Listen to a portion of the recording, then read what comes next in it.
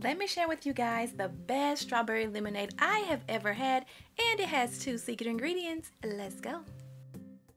Okay, we're going to start by adding our pureed strawberries into a saucepan. I just blended these strawberries up in a blender. Next, we're going to add in some water. And next, we're going to throw in some granulated sugar. And then finally, we're going to add in a little bit of lemon zest because essentially, we're just making a strawberry simple syrup. Go ahead and stir that up until that sugar has melted. We're going to let it simmer very gently for about 5 minutes. You don't want it boiling and popping and all that kind of stuff. Very, very gentle simmer. Okay, so now you can let it cool off and we're going to move on to juicing our lemons. Go ahead and juice all those lemons. Your arms are going to be burning because I was like, whoo, lot of lemon juice.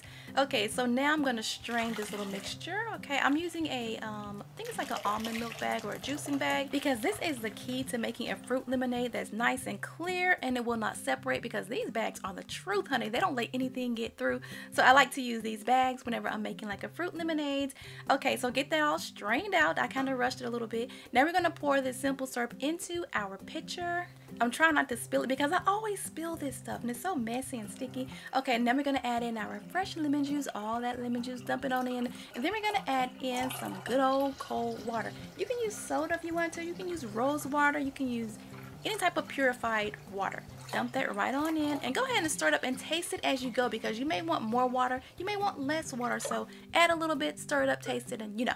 Okay, so I'm going to stir this all up, get everything combined, and now for the secret ingredient is a little bit of lemon extract and a little bit of strawberry extract. It makes it taste so juicy, it just bumps up all those flavors. Just make sure that you're using the pure lemon extract and pure strawberry extract. We don't want to add anything artificial in here.